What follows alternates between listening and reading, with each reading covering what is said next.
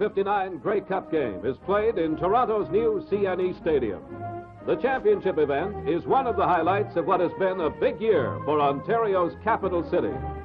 Before the season opened, Toronto, as a key Canadian port, celebrated the opening of the St. Lawrence Seaway.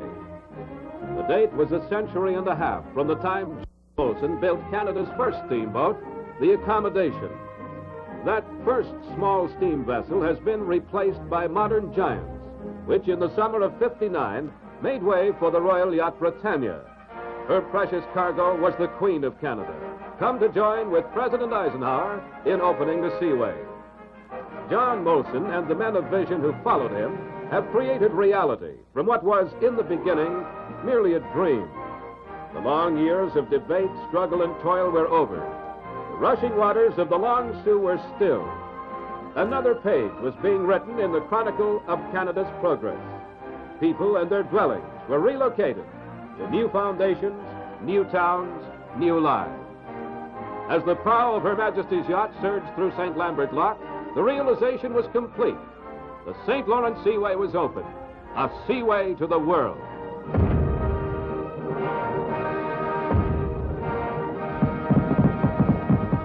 Inbound and outbound cargo. The Great Lakes ports had their busiest season since the river was first made navigable. Toronto and Hamilton harbors were host to ships from major foreign countries. And the golden stream of the prairie harvest moved eastward on a water highway, ranked as one of Canada's major achievements, along with the world-famous Canadian National Exhibition. The greatest fall fair in the entire world takes place within these grounds. Nearly 3 million people pass through the turnstiles each year. In midsummer, Her Majesty visited the stadium to see the 48 Highlanders troop the color. It's the kind of ceremony that appeals to young and old, to commoners and queens. The Royal Winter Fair is an exhibition grounds feature. And in late November 1959, the Grey Cup game. A heavily guarded trophy is carried to Toronto City Hall, where Grey Cup Festival Week is kicked off by Mayor Nathan Phillips. Well, in the spirit of good, clean, and wholesome sport and entertainment, I declare the coming week Grey Cup Week. On with the fun. Now, let me know, are you ready? All right. How's that, eh? As well as being the signal for fun and frolic, the kickoff inaugurated a week of capacity bookings for all of Canada's national rail and air lines. From British Columbia, the Prairies, Maritimes, by rail and by air, they're heading for the Queen City on the north shore of Lake Ontario, Toronto, and the Grey Cup game. The pride of Manitoba, the Winnipeg Blue Bombers arrive, well-rested, healthy, and favorites. One of the reasons, their quiet-spoken coach, Bud Grant. The exuberant and confident Winnipeg fans are met at the station by the welcoming committee of the Junior Board of Trade. And off they go to see the sights of the mid-Canada metropolis, the Toronto subway, the industrial buildings and towering hotels that make the skyline of Toronto. On the eve of November 28th, the excitement and the tempo quickens. White Stetsons and feathered toppers outnumber the Bay Street Homburgs 10-1. Friday, the night before the game. High spirits and high jinks.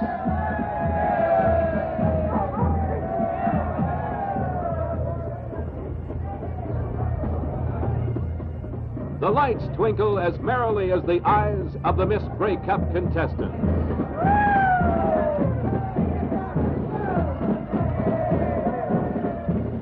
And on the day of the game, even the weather cooperates. The Grey Cup Parade, celebrating 50 years of competition.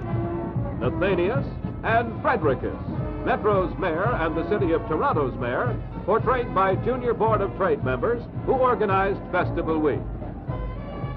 The BC floats all stretch the same theme.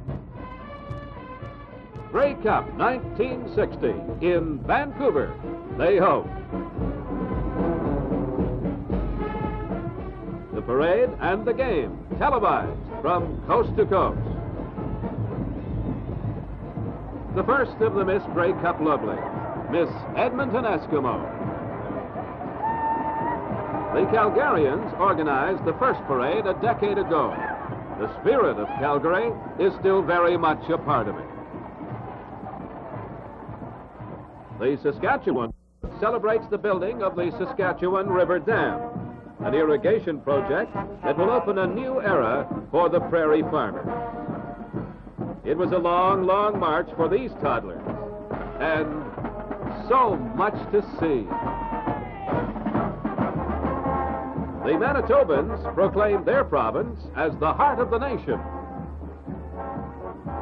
and Miss Blue Bomber, the national heartstopper.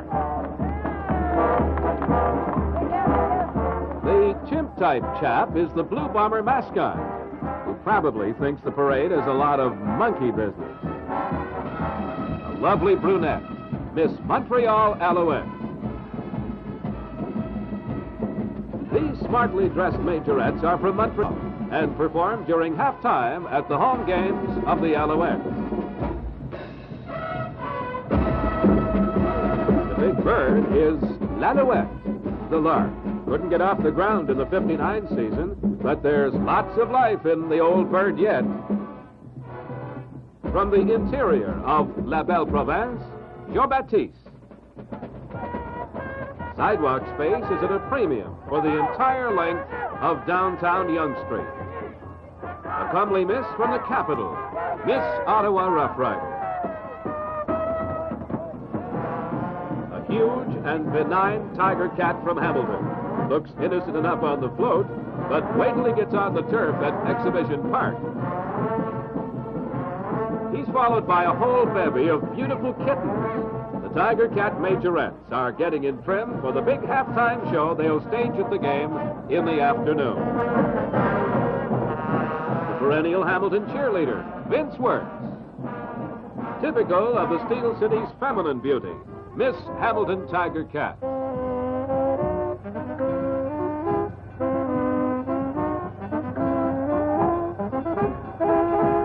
A blue-eyed supporter of the Double Blue, Miss Toronto Argonaut. The flower of them all, in a float entirely in keeping with the situation, Miss Grey Cup 1959, Anna Finlayson, representing the BC Lions. The end of the longest and most colorful Grey Cup parade ever staged. And now the traffic jam commences. The Hamilton fans arrive by special train and disembark at the CNE station. From there, it's only a short walk to the stadium, where the officials are making a last-minute check of the field. It snowed on Friday, so the stands and seats get a last-minute brush off, and the line chalkers are making sure the turf is well marked and ready for that kickoff.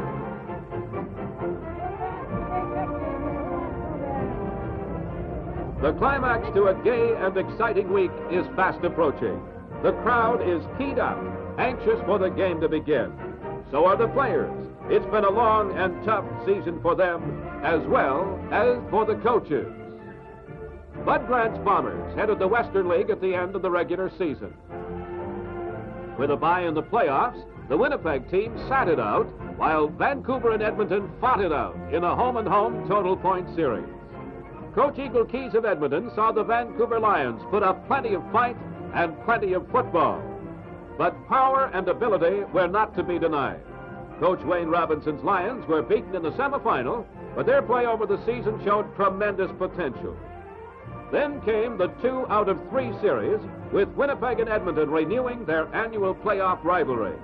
Many of the experts picked Edmonton to take the series, but the Blue Bombers proved that their 1958 championship form was no fluke. In zero weather, they wrapped up the Western playoff in 2 straight games. Late in the season, they lost the services of their great quarterback, Jim Van Pelt. But Kenny Payne was there to fill the gap. Today, in the 1959 Grey Cup game, Payne remains the big question mark.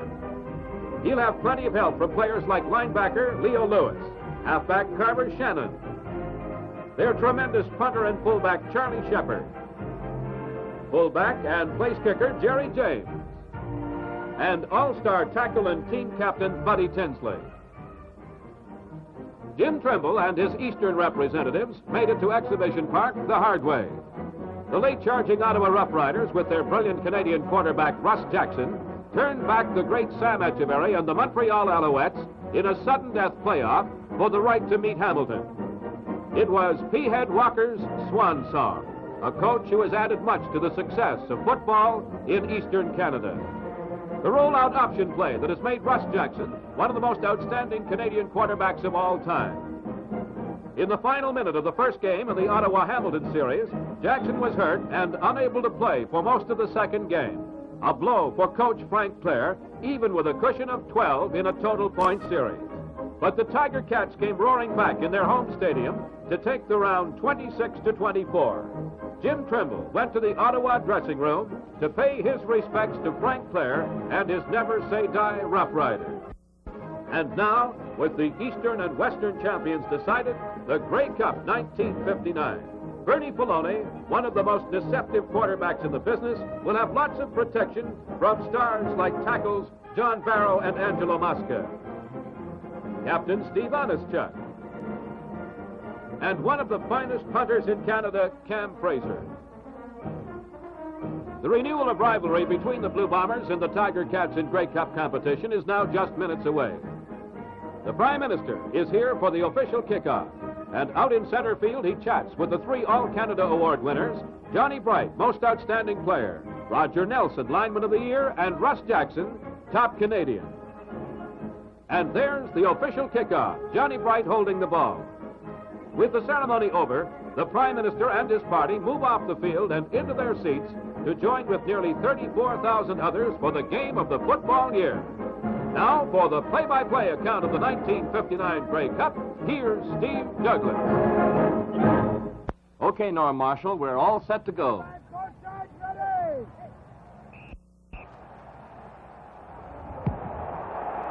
Chet Mix's kickoff is taken by Jerry James on the Winnipeg 20-yard line, and he returns it 8 yards. Blue Bomber ball, 1st and 10 from their own 28.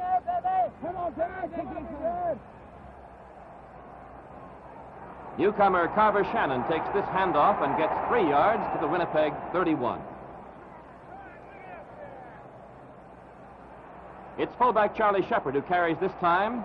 His pickup is 6 yards before Hamilton linebacker Ernie Dangine wrestles him to the ground. 3rd down, a yard to go, and everybody, including Bud Grant, waits for the next call. Double wing formation, quarterback sneak on height. Ready, break. Right.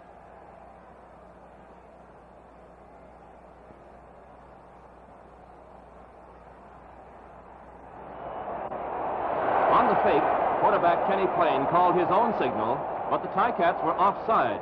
Winnipeg 1st down on the Blue Bomber 42.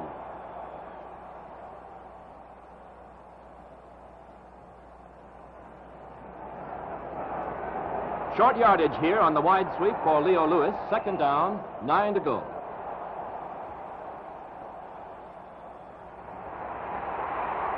Unable to find a receiver, Plain rambles for 11 yards before he's stopped on the Winnipeg 54. 1st down.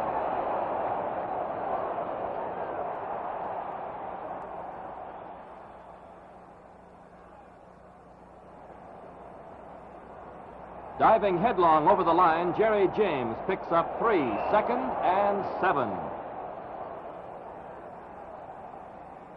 Plain goes to the air for the first time, finds his favorite target, right end Ernie Pitts. The big fellow does a tightrope act down the sidelines to the Hamilton 27. Gain on the play 24 yards, 1st down Winnipeg. The handoff goes to James. He hits the center for 5 yards. Hamilton's fine middle guard, Vince Scott, on the tackle.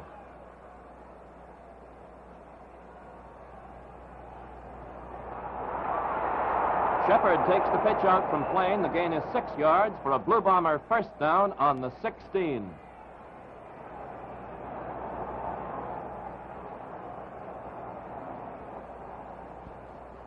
The Ticats defensive line stiffens. All-star tackle John Barrow. Stop on Shepard, 2 yards, the pickup. Plain tries the airways again, shooting for Shannon in the end zone over his head. The Bombers are faced with a third down situation 14 yards from pay dirt. The decision is a field goal attempt, James kicking from the 21-yard line. And it's good for a three-pointer. And Winnipeg fans whooping it up in true Western style direct their cheers at number 28, Jerry James. The defending champions take the lead 3 points to nothing. The Ticats on the offense for the first time in the game. Ralph Goldston, the ball carrier, picks up 2 yards. Quarterback Bernie Filoni can't find a receiver. The Bombers' all-star defensive end Herb Gray makes the tackle, a 7-yard loss.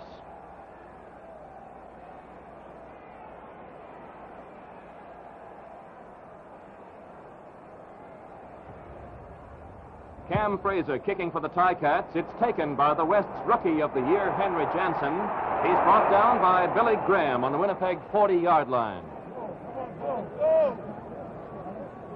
Come on now, Blue Babies. As Shepard drives into the line, the ball is knocked out of his arms, and Zeno Kars makes the recovery for Hamilton on the Bombers' 34.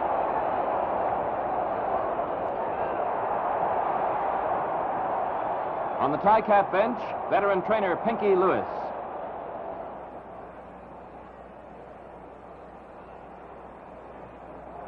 Filoni pitching out to Jerry McDougall. And he goes for 12 yards and a first down at the 22.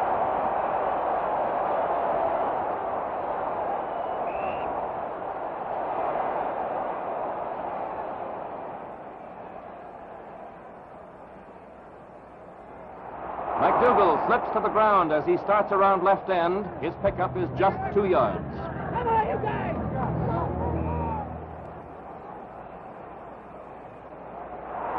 Swinging left on the pitch out, Goldston makes half a dozen.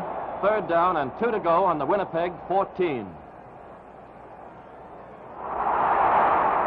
Trying the right side, this one goes astray. Although McDougall makes the recovery, the Blue Bombers take possession at their own 24. James driving for 3 yards with Barrow again making the stop.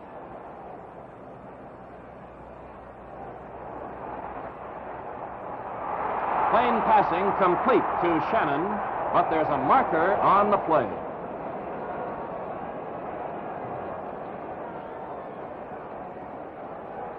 And it turns out to be interference against the Ticats, so it's Bombers 1st and 10 at their 35.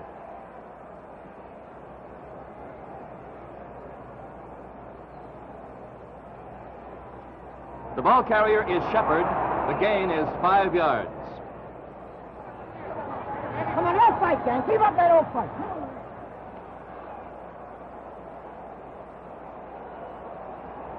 Lewis makes only 1 yard, leaving it 3rd and 4 to go. Souvenir of a pregame practice is Angelo Mosca's injured right eye. Shepard just gets his kick away. It's Ronnie Howell on the receiving end, and he is hit down on the Hamilton 47. And now let's hear from Ticat quarterback Bernie Filoni. And over right, 25 drive flanker punch tackle on 2. Got it? Right. Hey!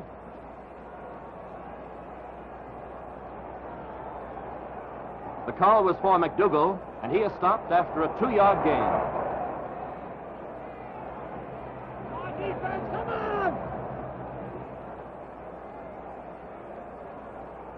Filoni is looking for end Harry Lampman.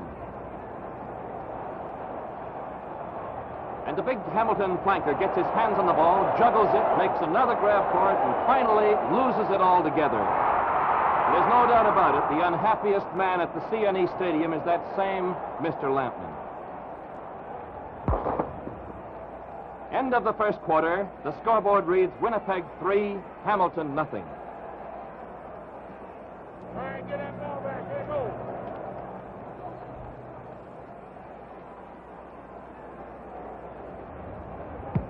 In the second quarter, here's Fraser kicking to Jensen again, but the Winnipeg youngster loses control of the ball, and Hamilton's great line veteran Eddie Bevan makes the recovery. A Ticat first down on the Winnipeg 52. Ball, come on.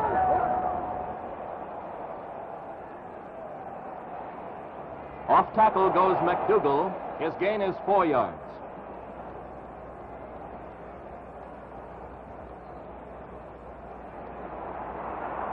The pass by Filoni is intended for Gene Jones. Too low and incomplete.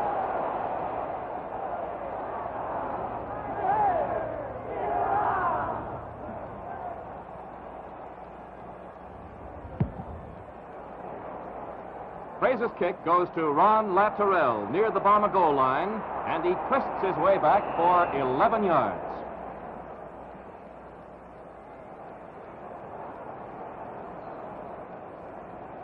James takes the handoff and hurdles his way ahead for 3.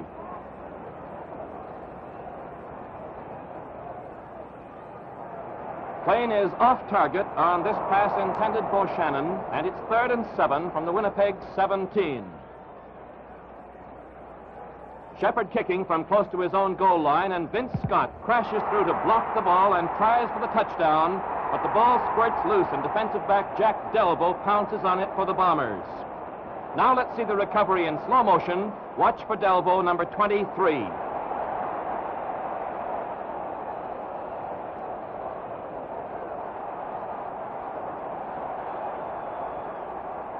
So the Ticats get just 1 point, and the scoreboard shows Winnipeg 3, Hamilton 1. To the west, 2 back right, 37 belly fire, 1 pike. Ready, right.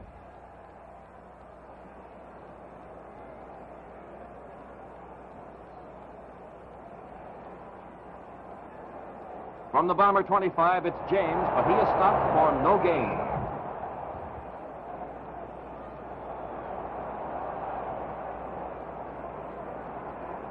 On the reverse, it's Lewis, sweeping left end, going for 7 yards.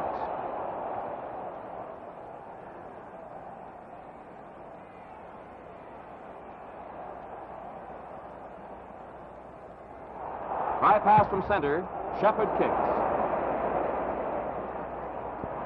Howell receives close to the sidelines, and the Ticats have a first down at their own 34. Come on, defense, baby. Hold in there, baby. And here it's Howell who latches on to Filoni's pass. The gain is 11 yards. And over left. 48 veer flanker. On 2. Got it? Right.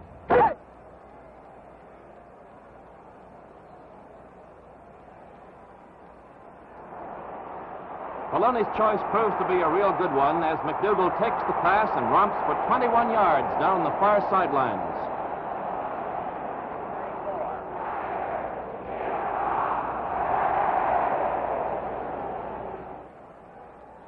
Goldston gets the call here. He goes for 7.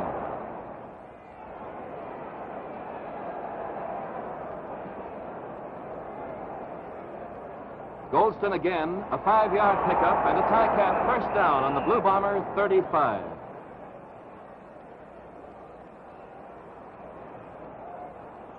Dwayne Wood carries. Defensive end Cease Looning makes the tackle. The loss on the play is 6 yards.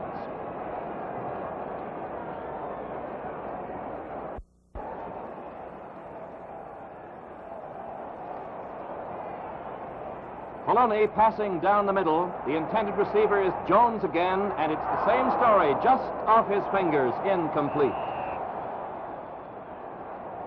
The first half is nearly over, and on 3rd down from punt formation, Fraser passes complete to Chandler, but short of yards.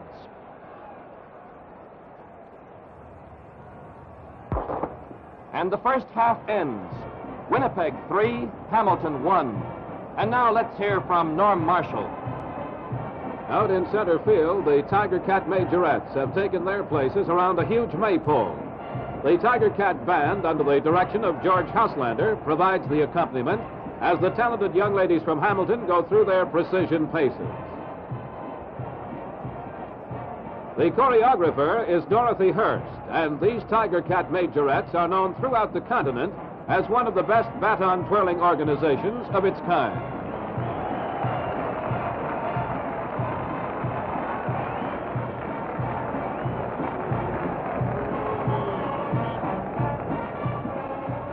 Vince Wirtz, the Hamilton Tiger Cat cheerleader, and the Blue Bomber mascot get together to discuss the situation. The outcome of the game, just like the balloons, is still up in the air. The first half has failed to indicate a trend either way. The crowd hasn't had too much to cheer about so far, but their enthusiastic reception to the Tiger Cat majorettes and band as they leave the field speaks for itself.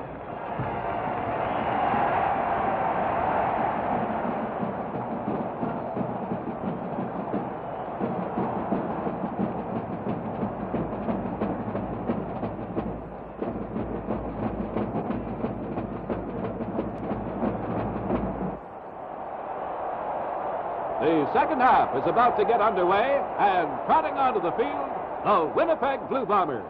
2 quarters left to decide the winner of the Grey Cup. Here come the Tiger Cats. The expectant crowd gets set for the second half. Now with the play-by-play, Steve Douglas. Okay, Norm. James kicks off for Winnipeg, and McDougall brings it back 11 yards to the Hamilton 40. An exchange of kicks as each side fails to gain gives the Ticats 1st and 10 on the Blue Bombers' 53. Poloni completes the pass to Golston for an 8-yard pickup, but the Hamilton fullback is injured on the play, and as McDougall comes in to replace him, Ralph leaves the field.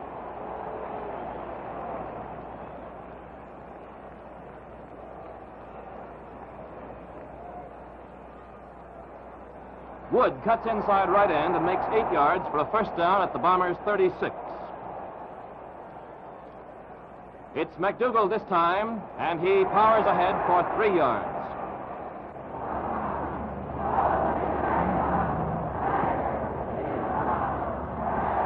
Poloni spots Lampman in the clear, and the pass is good for 10 yards. Ticat first down on the 23. Here goes McDougall again on the pitch out. And he races around left end for 16 yards, and the Ticat first down 7 yards from the Bomber goal line.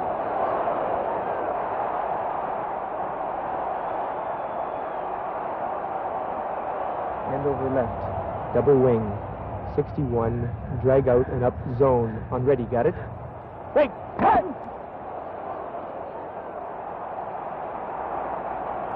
Wood was stopped by Looning, but the Bombers were offside and are penalized half the distance to the goal line, a Hamilton first down on the Winnipeg 3.5.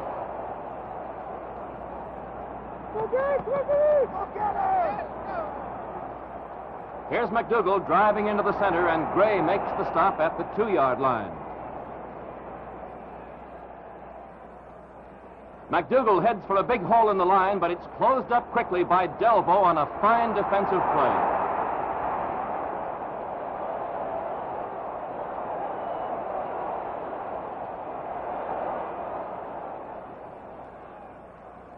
The Ticats will settle for a field goal attempt by Steve Onischuk, and the Hamilton co-captain, kicking from the 10-yard line, makes it good.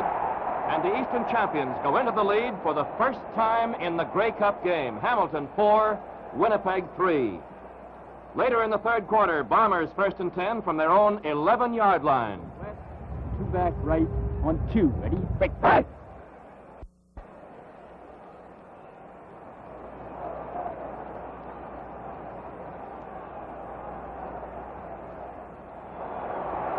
Call to Leo Lewis, and he fights his way up for 5 yards.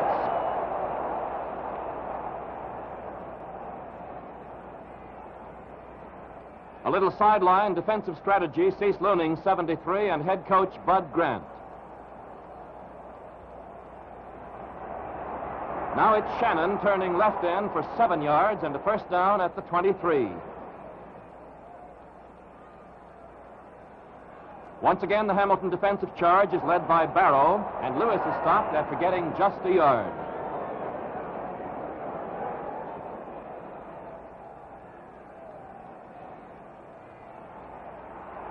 The rush is on quarterback Plain as he goes back to pass, can't get away, and is driven out of bounds for a 7-yard loss back to the Bombers' 16.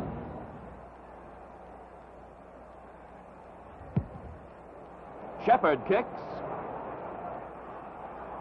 Howell takes it, and steps across the sideline on the Winnipeg 39. Ticats, 1st and 10.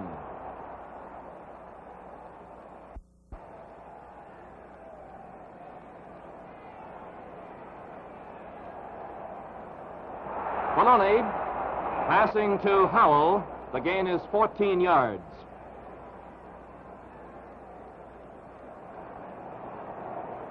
McDougall is the ball carrier. It's Garland Warren who piles up the play after a 3-yard advance. McDougall again with veteran middle guard Steve Patrick holding him to 2 yards. Get to him now! Get to him! 3rd and 5 on the Blue Bomber 25, and the Ticats call on Honest Chuck again. His kick is true, and the men of Trimble now lead Bud Grant's charges by 7-3.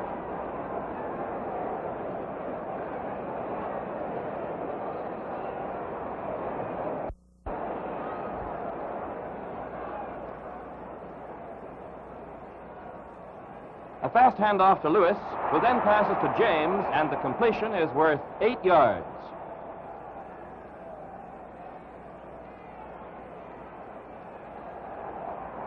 Shannon turns on the steam as he cuts around left end for 16 yards and a first down at the Hamilton 48.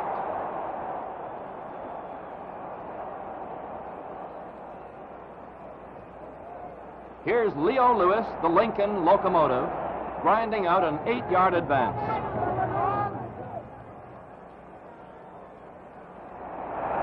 Shepard tries the center of the Ticat line but fails to make the necessary yardage.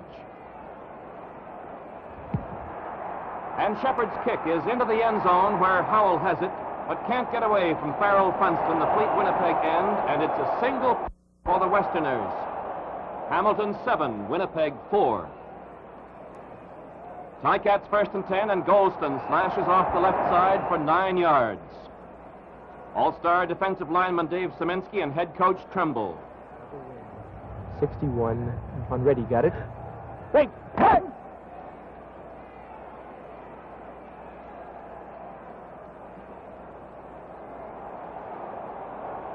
McDougall starts wide, cuts back, and fumbles when he's hit, and the loose ball is covered by Winnipeg's great 10-year veteran co-captain Buddy Tinsley.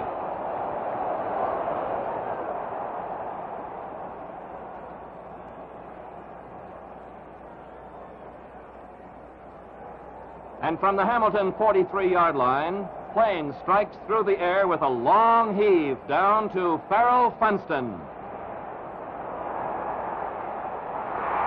He makes the catch, and Honest Chuck comes up from behind to make the tackle on the 2-yard line.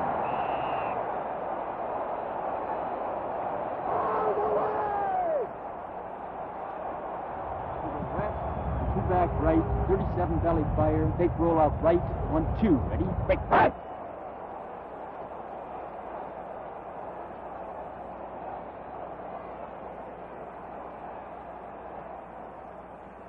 Shepard wastes no time as he crashes over the middle to put the Bombers in front with the first touchdown of the game.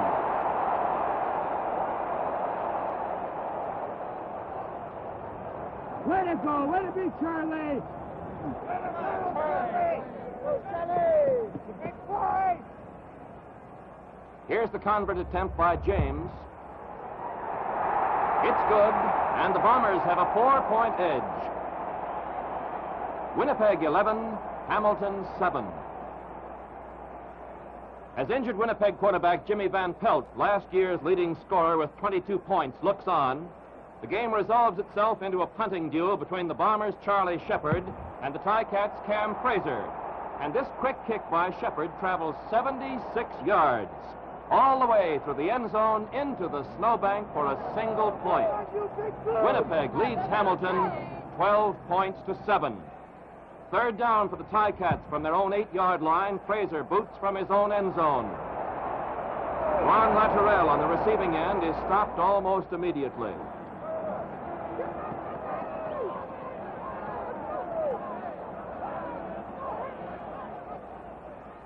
And here's another long hoist by Shepard. It goes for 58 yards and a single point as Wood concedes it. Winnipeg 13, Hamilton 7. As the Ticats fail to gain, they call on Fraser, and his 49-yard effort goes to Lateral again, with a fine return, bringing the ball back to the Bombers' 48. Here's the Commissioner of Football, G. Sidney Halter. Hamilton stops the Winnipeg advance, and Shepard is back to kick. This one carries for 63 yards. Taken deep in the end zone by Wood, who laterals to Howell, but Ronnie steps across the line and chalk up another single for the Bombers. Winnipeg 14, Hamilton 7. With a touchdown and 4 singles, Charlie Shepard now has 10 points to his credit. Ticats ball, 1st and 10 from their own 25, and Patrick gets in to stop McDougal after a 2-yard gain.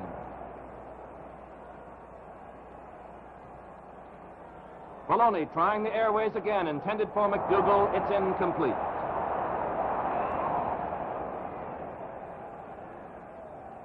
On 3rd down with 2 yards to go, the Ticats gamble as Maloney hits McDougal, but he stopped short of yardage at the 33, and the Bombers take over.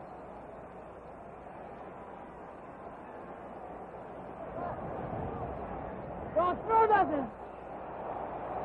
But on the very first play, Ernie Pitts gets behind the last Hamilton defender, and Plain throws to him for the Bombers' 2nd touchdown. And with only seconds to go, the game is beyond recall. Number 77 there, Ernie Pitts.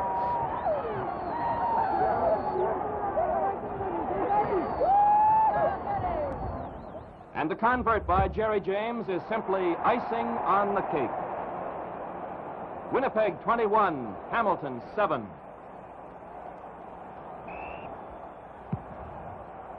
James kicks off for the Bombers. Golston takes it on the 10-yard line, comes this way and brings it back to the Ticats' 25.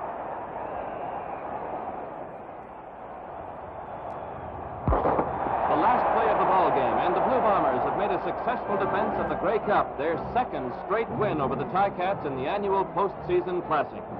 Final score, Winnipeg 21, Hamilton 7. And now here's Norm Marshall again. Thank you, Steve Douglas. The 1959 Grey Cup game is over, and the tremendous CNE Stadium crowd surges out onto the field. There are people in every city, town, and hamlet across Canada whose hearts are out there with the players, too. The Grey Cup final is not just a game. It's a national institution. And there's the half-century-old Grey Cup going into the dressing room for a traditional ceremony. This makes the 5th time a Winnipeg team has tasted victory in the Grey Cup. And now it's 2 in a row. Over the years, Grey Cup competition has brought a special kind of kinship and understanding. Not only to those who love football, but to millions of others whose interest in the game is aroused on this one exhilarating day in late November when East meets West. Grey Cup Festival 1959. A proud day, a day to remember.